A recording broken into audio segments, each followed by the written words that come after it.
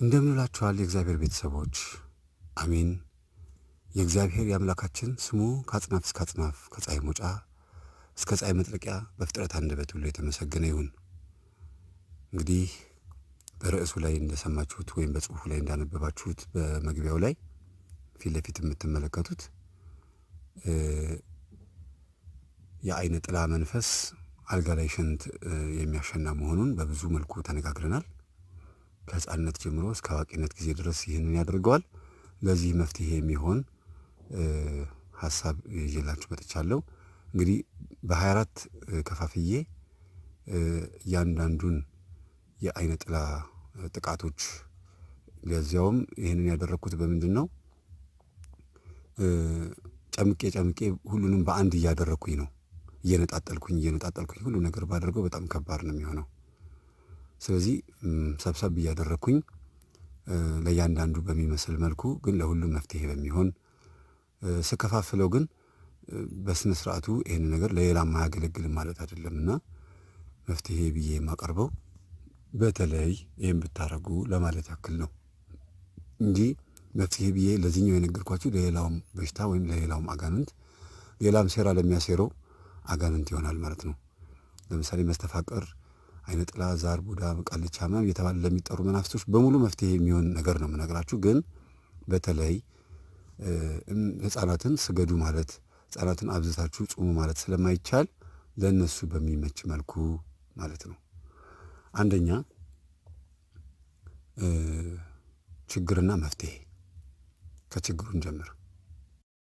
የመጀመሪያው ችግር የሚሆነው እንግዲህ አልጋ ላይ ሽንት የሚያሸናው መንፈስ ይዘን ይሆናል። ከሕፃንነት ጀምሮ እስከ ትልቅነት ጊዜ ድረስ በአልጋ ላይ በእንቅልፍ ሰዓት ሽንት በማሸናት ይታወቃል። የአይነ ጥላ መንፈስ ዛርም ይሁን ቡዳ ዛርም ይሁን አይነ ጥላ ዛርም ይሁን እንዲሁም ደግሞ አይነ ጥላ ሆኖ ዛርም ሊሆን ይችላል። ከተወለድን በኋላም ሊይዘን ይችላል። ዋናው ብቻ በውስጣችን ያለው አይነ ጥላ መሆኑ ነው። ይህንንም የሚያደርገው ወይም አልጋ ላይ የሚያሸናው በተቃራኒ ጾታ በፍቅረኞቻችን በኩል እንዲሳቅባቸው ወይም ደግሞ ባሉን የእኛ በምንላቸው ሰዎች በኩል እንዲሳቅብን ይሆናል ማለት ነው። መንፈሱ የሚያደርገው የብቸኝነትን ሕይወት ከወዲሁ ለማለማመድ በተቃራኒ ጾታም ቢሆን በተመሳሳይ ጾታም በኩል ያለ ጓደኛ በብቸኝነት አልጋ ላይ ማሳደር የአይነ ጥላ ዋነኛ ተግባሩ ነው። የዛሩ ማለት ነው ዋነኛ ተግባሩ ነው። ከተወለድን በኋላ ከሆነ ደግሞ ተጠንቅቆ ነው የሚያደርገው። ለምን? ከማህፀን ጀምሮ የሚይዘው መንፈስና ከተወለድን በኋላ የሚይዘው መንፈስ ባህሪው ትንሽ ይለያያል። ከተወለድን በኋላ የሚይዘን መንፈስ እኛ ላይ ለመግባት ታግሎ ስለሚገባ ተቸግሮ ስለሚገባ ምልክትም እያሳየ ስለሚገባ ይነቃብኛል ብሎ ነው የሚያስበው። ልጁ ድንገት ሲታመም ሲወድቅ አዳዲስ ባህሪዎችን ሲያሳይ የሆነ ነገር አግኝቶታል ተብሎ ወደ ጸበል ቦታ እንዲወሰድ ምክንያት የሚሆነው ከተወለድን በኋላ የሚገባው መንፈስ ነው። አብሮ የሚወለደው ዛር መንፈስ ግን ባህሪያችንን ከልጅነት ጀምሮ እያስመሰለ ስለሚያሳድግ ያንን መለየት ይከብዳል። ስለዚህ ወደ መፍትሄው እንሄድ። ከስጋው ደግሞ ይጀምራል መፍትሄው። ምክንያቱም የዚህ ጉዳይ የመጀመሪያ ተጠቂዎቹ ሕፃናት ልጆች ስለሆኑ ነው ማለት ነው። ስጋው ደሙን አከታትሎ መቀበል አለባቸው። በማከታተል የተባረከ የአንገት ማተብ ማሰር አለባቸው። ይሄ ሁልጊዜ የምናገረው ነገር ነው። ለመከላከያ ተብሎ የተወሰደውን የባህል እና የጥንቆላ እርምጃ ክታብ ማለት ነው። አንዳንድ ጌጦች ይደረጋሉ፣ ቁልፎች ምናምኖች፣ እነሱን ለማክሸፍና በዚህ ምክንያት የገባውን መንፈስ ለማስወጣት የጸበልና የቅባ ቅዱስ አገልግሎት እንዲወስዱ ማድረግ ነው። ይህንን ሁልጊዜ ለልጆቹ ማድረግ ያስፈልጋል። ለምን? ባላወቅንበት ጊዜ ያጠፋ ነው ነገር ስላለ ማለት ነው። ይህ ነገር እያደገ እንዳይሄድና ገና ከመነሻው ወይም በለጋነቱ ለመቅጨት ከቤተ ክርስቲያን የመንፈሳዊ ስርዓቶች ላለመለየት በተቻለ መጠን አለባበሳቸውን ማስተካከል ነው። ሕፃናት የተገለጠ ልብስ ለበሱ ማለት ያው እንደምታውቁት ለቡዳ የተጋለጡ ናቸው ማለት ነው። ስለዚህ ዘመናዊነታችንን በልኩ አድርገን መቀጣት ያለበትን እየቀጣን በምክር የሚታልፈውን እንደዛው በጸበልና በጸሎት በቁርባን፣ በቅዳሴ፣ ጸበል በእነዚህ ሁሉ በኩል ያለውን የመንፈሳዊ አገልግሎት እንዲሳተፍ በማድረግ ማዘውተር ያስፈልጋል። ይህንን ሁልጊዜ ማድረግ አለብን። አለበለዚያ ከዚህ የእርግማን አስፈጻሚ ዘመን ልናድናቸው አንችልም። በዛ ላይ ጊዜው ፈጣን ስለሆነ ገና ሳያድጉ እንዳያመልጡን ከስሩ መጀመር ግድ ይለናል። በጣም ከባድ ነው የሚሆነው ሳያመልጡን ከስሩ። ትምህርት ቤት ነጥቆናል ብያቸዋለሁ ባለፈው። ትምህርት ቤት ልጆቻችን ነጥቆናል። የሰፈር ልጆች፣ የሰፈር ውሎ፣ ቴሌቪዥን፣ ሞባይል ልጆቻችን ነጥቆናል። እኛን አይሰሙንም። ስለዚህ ይህንን ለመጠቅለል ያክል በአልጋ ላይ ሽንት የሚያሸናን መንፈስ ወይም አይነ ጥላ መሆኑን ካወቅን በኋላ በተከታታይ ስንሰግድበት በሕይወታችን ውስጥ የተያዘብን የእኛ ንብረት ከታገተበት ይላቀቃል ማለት ነው። ሕይወታችን፣ ንብረታችን በሙሉ ከታገተበት ይላቀቃል ወይም ይለቀቅልናል። ይሄ ምን ንብረት ተይዞብናል ብለን ልናስብ እንችላለን። ለምሳሌ ነጻ ፈቃዳችን ተይዞብናል። የመጀመሪያው ንብረታችን ነጻ ፈቃዳችን ነው። በነጻ ፈቃዳችን ተጠቅመን አምላክን እንዳናመልከው ተከልክለናል። ስለዚህ ይህንን አስበን ይህን ማገት አለብን። በስግደት ከሰይጣን እጅ ላይ መቀማት አለብን። ጌታ ሆይ ከአጋንንት እጅ ላይ ነጻነቴን ንቀማልኝ፣ ከአጋንንት እጅ ላይ ጤንነቴን ቀማልኝ፣ በአንተ እጅ ውስጥ ይሆንልኝ ብለን መስገድ አለብን። ሌላው የፍቅር፣ የትዳር፣ የመውለድ ህይወታችን ተይዞብን ሊሆን ይችላል። ይህንንም ከአጋንንት እጅ ማላቀቅ አለብን በስግደት ማለት ነው። የስራ፣ የገንዘብ፣ የውጤት ማግኘት ህይወታችን ተይዞብን ሊሆን ይችላል። ውጤት፣ በተለይ ውጤት ያጣ ልጆች አለን። አድርገን ሰርተን ብዙ ነገር ውጤት እናጣለን። የዩኒቨርሲቲ ተማሪዎች በተለይ በእናንተ ዙሪያ ላይ የሰራሁት ቪሲዲ አለ። በፕሮፖዛል በአንዳንድ ስራዎቻችሁ ላይ በጣም ብዙ ችግሮች አሉ። ስለዚህ በእነዛ ጉዳይ ላይ እናወራለን። ሌላው የተያዘብን የጉርብትና፣ የዝምድና፣ የጓደኝነት ስራ ወይም ደግሞ የስራ ቦታ ጥሩ ባህሪ ተይዞብን ሊሆን ይችላል። በጉርብትናም ጥሩ ባህሪ ከነበረን ያ ይያዝብናል፣ ጎረቤቶቻችን እስኪገምቱን ድረስ። የዝምድናም ልክ እንደዛው፣ ዘመድን በተከታታይ የምንጠይቅ ከነበረ ልክ እንደዛው ይያዝብናል። የጓደኝነትም እንደዛው። ያንን ሁሉ ነው የምናስለቀቀው እንግዲህ ስንሰግድ። በጣም ብዙ ሰዎች አጋንንት ጮሆ መፈወስ ነው የሚፈልጉት፣ ግን ያ ብቻ አይደለም። በትነት መልክ፣ በተለያዩ በማዛጋት መልክ የሚወጣ መንፈስም አለ፣ የሚታሰርም መንፈስ አለ። አባታችን ያስተማሩን ይህንኑ ነው። ስለዚህ እነዚህን ሁሉ እናስለቅቃለን ስንሰግድ ማለት ነው። የስጋችን ከተሞች ተይዘውብናል። ስጋችን ከተሞች አሏት እኮ 5ቱ የስሜቱ ሕዋሳት ትልልቅ ከተሞች ናቸው። እነዚህ ከተሞች ማየት፣ መስማት፣ መናገር፣ ማሽተት፣ መዳሰስ። አሁን ፈልገን የምናደርገው ነገር አለ። ፈልገን እናያለን። ማንፈልገውን ነገር ነው የምናየው። ማንፈልገውን እንሰማለን። የሰማነውም የሚያሳምመን ነው። ጆሮን ጭው የሚያደርግ ነው። የምናየውም አይናችንን የሚጎዳ፣ እኛም የምናየው የሚያዩንም ሰዎች እኛን የሚጎዱ ነው የሚሆኑት። የምናሸተውም ተመልከቱ እንግዲህ አንዲት ሴተኛ ዳሪ ሽቶ ላይ አስደግማ ከዛ በኋላ ያን ሽቶ ተነስንሳ ስትወጣ ከዛ በኋላ ያን ሽቶ ሲሸተን ምን አይነት ባህሪ እንደምናሳይ በመንፈሱ፣ በሽቶ፣ በሽታ፣ በዕጣን፣ በተለያየ ነገር እንዴት እንደሚገባ። ስለዚህ የስሜት ሕዋሳቶቻችን ከተሞቻችን ናቸው። ተይዘውብናል፣ ታግተዋል። አንደበታችን ተይዟል፣ መናገር አንችልም። የዛር መንፈስ ያለበት አንድ ወንድ ወይም አንዲት ሴት ምላሷ ይያዛል፣ ኮልተፍተፍ ትላለች፣ ፊደሎች ይጠፉብናል። ማውጣት የምንፈልገው ፊደል ጭንቅላታችን ውስጥ አለ፣ መጥቷል፣ አፋችን ላይ ያለው ግን ሲወጣ በጣም ተንቀራፎ ነው የሚወጣው፣ ወይ በጣም ፈጣኖች ነው የምንሆነው። ፊደሉ ሁሉ አይሰማም። ይሄ ሁሉ ነው የሚለቀቅልን እንግዲህ ስንሰግድ በስላሴ ፊት፣ በድንግል ማርያም ስዕል ፊት ላብ በላብ እስከምንሆን ድረስ ሰግደን ማስለቀቅ አለብን። የእውነት ነው የምላችሁ፣ ይለቃል። የዛር መንፈስ ብዙ ጊዜ የማይለቅም ይመስላችኋል። የዋሃን እናቶቻችን የሚያወሩት ወሬ ነው። የዛር መንፈስ ቀሽም ነው። ከልጅነት ጀምሮ ስለያዘ ነው። ኃይለኛ ነው፣ አደገኛ ነው የሚባለው ከምን አንጻር ነው? ካልሰገድን ነው።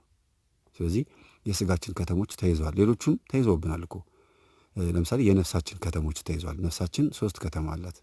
ህሊና፣ ልቦና፣ አይምሮ። ይህ ሁሉ የነፍሳችን ከተማ ነው። ዋናው መናኸሪያ ነው። ነፍስ 3 አካል አላት ማለት ነው።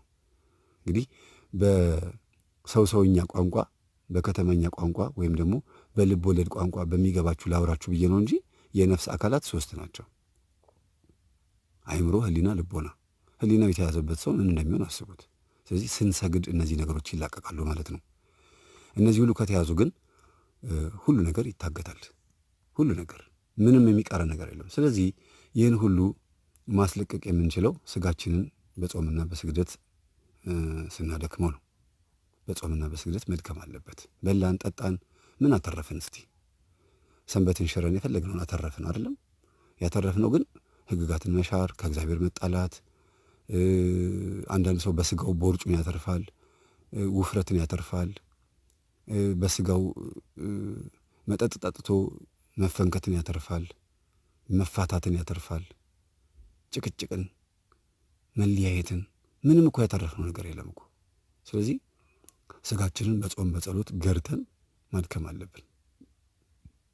የሽንት መሽናታችን ጉዳይ ቀላል ይሆናል። የዛን ጊዜ ወደ ትልቁ መፍትሄ እንደርሳለን ማለት ነው። እኛ ስንሰግድ ዋናው ጉዳይ አልጋ ላይ ሽንት መሽናት እንዳልሆነ የምንረዳው መንፈሱ ሲታሰርና ሲያዝ ነው።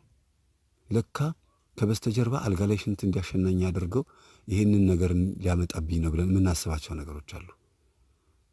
ስለዚህ ካደግን በኋላም ይሄ ችግር ያለብን በሕፃንነታቸውም ልጆቹ እንደዚህ አይነት ባህሪ ካለባቸው መፍትሄዎቹን ለልጆቹ ማሳወቅ፣ በቡዳ እንዳይበሉ ወደ ዘመዶች ጋር ሲሄዱ አይናቸውን ቅባ ቅዱስ መቀባት፣ ፊታቸውን ከባዝሊኑ ከቅባቱ ጋር ከሎሽኑ ጋር አብሮ ሁሉ ነገር ማድረግ፣ ማማተብ፣ ከሱቅም ከፋብሪካ በምትገዙትን ማንኛውም ነገር አማተባችሁ መጠቀም ማለት ነው።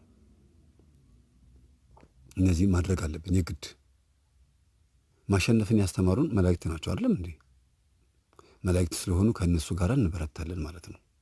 ከሰኞ እስከ ዓርብ ድረስ መላእክትን እያሰብን ብንሰግድ፣ ድንግል ማርያምን እያሰብን ብንሰግድ መፍትሄ የለውም ብሎ ማሰብ ሃይማኖትን መናቅ፣ እንደገናም ክሩን አለማክበር ነው።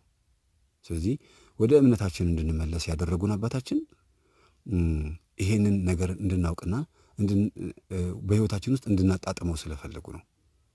ሁሉ ነገር እኮ እንዳለበት አይቀጥልም። የተወሰነ ጊዜ አብሮን የሚቆይ ነገር አለ። ከዛ በኋላ እኛንን መፍትሄውን መጨረሻ ላይ ማዘጋጀት ያለብን። መጽሐፍ ቅዱስ ውጊያን ያስተማረን እንደምናሸንፍ ስለሚያውቅ ነው። በሰማይ ሰልፍ ሆነ፣ ሚካኤልና መላእክቱ ዘንዶውን ተዋጉት ይላል አይደል መጽሐፍ ቅዱስ። ዘንዶም ከመላእክቱ ጋር ተዋጋ፣ አልቻላቸውም ነው የሚለው። ዘንዶ አይችልም። ለምን? መላእክቶች ከኛ ጋር አሉ። መልካ ሚካኤል፣ መልካ ገብርኤል ስንሰግድ፣ ስንጸልይና ስንሰግድ ስንጠራቸው ከኛ ጋር ይሆናሉ። ከዚያም ወዲያ በሰማይ ሰልፍ አይገኝለትም ማለት ነው።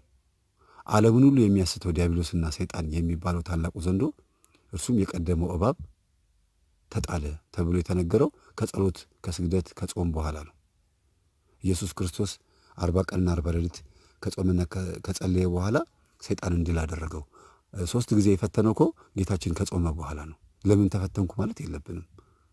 ለምን ተፈተንኩ የሰነፍ ክርስቲያን ምሳሌ ነው። ለምን ይህ ሁሉ ደረሰብኝ አይባልም። ሊደርስብን ግድ ነው፣ ግን ማሸነፍ ስለምንችል ነው ፈተናው የመጣው። በነገራችን ላይ የመናፍስትን ውጊያ ካወቃችሁበት ሰዓት ጀምሮ እስካሁን ድረስ ወይም ደግሞ ከነቃችሁበት ሰዓት ጀምሮ ያለው ሕይወታችሁን ዝም ብላችሁ ውስጥ ይሁት። ትልቅ ለውጥ እኮ አለ። እግዚአብሔር ስሙ የተመሰገነ ይሁን። ባልነቃችሁበት ዘመን የነበረውን በሽታ ጭንቀታችሁን እንዲሁ ዝም ብሎ ተዝናኖታችሁን አስቡት እስቲ። መፍትሄ ለመውሰድ ብላችሁ የምትወስዱት እኮ ልዝናና ወይም ደግሞ እስቲ ራሴን ፈታ ላድርግ ብላችሁ የምትሄዱበት ቦታ ጥሩ አይደለም እኮ። ወደ ምድር ተጣለ ነው የተባለው ዲያብሎስ። ወደ ምድር ተጣለ። መላእክቱም ከእሱ ጋር ተጣሉ። መላእክቱ ሲባል ከእሱ ጋር ያሉት መላእክቶች ሰራዊቶቹ፣ ጠቋር ከሆነ ከነ ሰራዊቱ፣ ቡዳ ከሆነ ከነ ሰራዊቱ፣ አይነ ጥላ ከሆነ ከነ ሰራዊቱ ተጣሉ ነው የሚለው። ይሄ ለእኛ ማጽናኛ፣ ትልቅ ማጽናኛ ቃል እኮ ነው። የራእይ ዮሐንስ ምዕራፍ 12ን ገብታችሁ ብታነቡት በደንብ ነው የሚናገረው ስለዚህ ጉዳይ። ታላቅም ድምፅ ከሰማይ ሰማሁ ብሎ ዮሐንስ የተናገረው ይህንን ነው። ታላቅም ድምፅ ከሰማይ ሰማሁ አለና የሰማው ድምፅ እንዲህ የሚል ነበረ። አሁን የአምላካችን ማዳንና ኃይል መንግስትም የክርስቶስም ስልጣን ሆነ። ቀንና ሌሊት በአምላካችን ፊት የሚከሳቸው የወንድሞቻችን ከሳሽ ተጥሏልና ነው የሚለው። ከዚህ በላይ ማጽናኛ ቃል አለ ወንድሞቻችን? ይሄ ተጥሏል የተባለው መንፈስ ነው ዛሬ እኛ አክብረ ነው ስንገብርለትና የተለያዩ ነገር ስናደርግለት አናታችን ላይ ፊት ብሎ እንደዚህ መከራችን የሚያሳየን የተዋረደ መንፈስ ሲገለጥና ሲታይ የሚከረፋና የሚሸት መንፈስ ተደብቆ ግን ምርጥ መዓዛ ሽቶ ለመምሰል የሚሞክር አዛኝ የሚመስል ተቆርቋሪ የሚመስል ቤት ሰርቶ ጠንቋዮች ላይ አድሮ ችግሮቻችሁን እፈታለሁ ብሎ ችግር ፈቺ የሚመስል የሰላም ካውንስል ለመምሰል የሚሞክር። ስለዚህ በተቻለ መጠን በልጆቻችን ላይ የምናያቸውን ባህሪዎች ማስተካከል አለብን ማለት ነው። በልጆቻችን ላይ የምናያቸው ባህሪዎች ምንድን ናቸው ሲባል እነዛ ባህሪዎች መገለጥ የሚገባቸው ባህሪዎች አይደሉም። ጸባያቸው ተቀይሮ ወደ ባህሪነት ተቀይሮ ተፈጥሮ እስኪመስል ድረስ ተውት እሱ በቃ የተባለውን ነገር ማስተካከል አለብን። መጥፎ ነገር እስከሆነ ድረስ እግዚአብሔር መጥፎ ባህሪ አድርጎ አይፈጥርም። እንዲህ ነው የሚለው አዳምን ከምድር አፈር አበጀው በአፍንጫውም የሕይወትን እስትንፋስ እፍ አለበት ነው የሚለው። ያ የሕይወትን እስትንፋስ በአፍንጫው እፍ ሲልበት ምን አይነት የሕይወት እስትንፋስ ነው ወንድሞቼ? ምን አይነት የሕይወት እስትንፋስ ይሆናል ብላችሁ ትጠብቃላችሁ? የሚበጠብጥ የሚያናቆር ቤተሰብ የሚበድል አልጋ ላይ ሽንት የሚያሸና ነው? እውነት በተፈጥሯችን እንዲህ አይነት ባህሪ ያለብን? ጥርስ የሚያንቀጫቀጭ ነው? ይህንን ነው ማስተዋል ያለብን። ስለዚህ በልጅነት አልጋ ላይ ሽንት የሚያሸና ከሆነ ሲያድግ ምን ይሆናል? ሚስት አያገባም፣ ፍቅረኛ አይዝም፣ ይሸማቀቃል፣ ያፍራል። ለልጆቻችሁ የምታስቡ ከሆነ እንደዚህ ነው። ሴትም ከሆነች ልክ እንደዛው ማለት ነው። ስለዚህ አይነ ጥላ ይህንን ባህሪ ሲያሳይ ምንድን ነው ማድረግ ያለባችሁ? አከታትላችሁ ማቁረብ፣ ማተቡን ማስባረክ፣ ቅባ ቅዱስ ሰውነቱን መቀባት፣ ማታ ማታ ሽንት አሸንቶ ማስተኛት፣ ልክ ሊተኛ ሲል ሽንቱን እንዲሸና ማድረግ። ምናልባት ከአጋንንት መሆንና ለመሆኑ ለማፈተሽ ነው ይሄን የምታደርጉት። ከአጋንንት ከሆነ ሽንቱን ሸንቶም ከሆነ እንኳን አልጋ ላይ ሽንቱን መሽናቱ አይቀርም። ሸንቶ ካደረ በኋላ ግን አልጋ ላይ የማይሸና ከሆነ ይሄ ልጅ ቀን ሲጫወት የዋለውን ስሜቱን በሙሉ አልጋ ላይ ስሜቱን ሰውነቱን በሙሉ ለቀቅ ስለሚያደርግ ሽንቱን ይሸናል። ስለዚህ ከአጋንንት ይሁን በተፈጥሮ ልጁ በባህሪው ጭው ብሎ የሚተኙ ልጆች አሉ። በቃ ላብ እስከ ልባቸው ድረስ ድርግም ብሎ የሚተኙ ልጆች አሉ። አንዳንድ ልጆች ደግሞ ትንሽዬ ነካ ሲያደርጓቸው ብድግ የሚሉ ልጆች አሉ። አዋቂም ሆነን ይሄ ነገር አለብን። አንዳንድ ወንድሞችና እህቶች ትንሽ ሲነኩን ቶሎ ብንባንናለን። ተቀስቅሰንም እንደው አንስተው አፍርጠውንም እየጎተቱ ወደ ውጭ ቢያወጡንም እንኳን ማንነሳ ሰዎች አለን። ደግሞ በትራስ ቀጥቅጠውን በውሃ ረጭተውን ምንም ማንነሳ ተውኝ በቃ ብለን ተመልሰን ጥቅልል ብለን የምንተኛ ሰዎች አለን።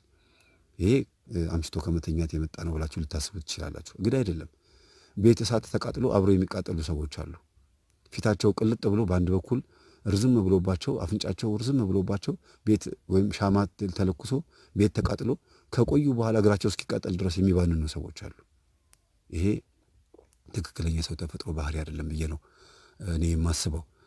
ስለዚህ እንዲህ አይነት ተፈጥሮ ባህሪ የሚመስሉ ግን አብረውን የተላመዱት የአይነ ጥላ አሰራሮችን ማስወገድ የምንችለው ካደግን በኋላ ያለብን ሰዎች በትክክል ያለምንም ጥርጥር መቁረብ አለብን። ችግር የለውም ቁረቡ። የምትቆርቡት ንስሐ ገብታችሁ ነው። ከቆረባችሁ በኋላ ደግሞ ምንም አይነት የሶሻል ላይፍ ወይም የማህበራዊ ኑሯችሁ አይነካም። በቅድስና ሕይወት መኖር ማለት ሳይዋሹ ሳያመነዝሩ መኖር ነው። በቃ አሁንም እኮ በተፈጥሯችን እኮ ታማኞች የሆንን ሰዎች አለን። ለሚስታችን፣ ለባላችን፣ ለፍቅረኛችን ታማኝ የሆንን ሰዎች አለን። ካደግን በኋላ ሽንት የመሽናት ባህሪ ካለብን ስጋው ደግሞ መቀበል ካልጀመርን አይተወንም። ይህን እመኑ። ማተባችንን ማስባረክ፣ ነጠላችንን አስባርከን በነጠላችን መስገድ፣ ቅባ ቅዱስ መቀባት፣ ሰውነታችን በሙሉ ቅባ ቅዱስ መቀባት፣ ከዛ በኋላ በጣም ሰግዶ መተኛት። እነዚህ መፍትሄዎች ናቸው። ስለነበረን ሰዓት ሁሉ የአምላካችን ስም የተመሰገነ ይሁን። ሌሎችንም ልክ እንደዚሁ እያንዳንዳቸውን እያወጣሁኝ እያንዳንዱ መፍትሄ እዘረዝርላችኋለሁ። ለዛሬ የቁጥር አንድን ይህንን አምጥቼላችኋለሁ።